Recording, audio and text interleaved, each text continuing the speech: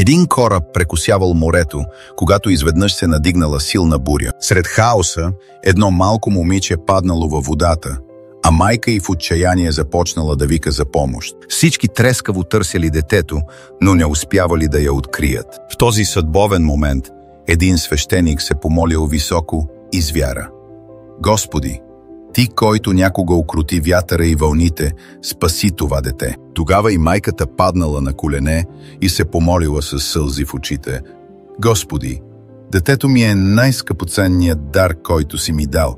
Моля те, спаси я.“ В този миг всички на кораба били трогнати от нейната молитва. Един след друг коленичили и заедно се молели Бог да спаси момичето. Чудото се случило.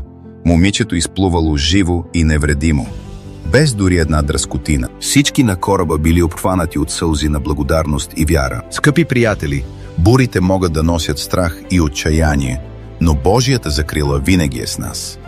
Всичко, от което се нуждаем, е молитва и вяра. Както е писано в Светото Писание: „Когато минаваш през водите, аз ще бъда с теб, и през реките, те няма да те потопят.“ Ако тази история е докоснала сърцето ти, напиши „Амин“ и я сподели с онези, които също се нуждаят от любовта на Исус. Нека Бог те благослови и да ти покаже милостта си.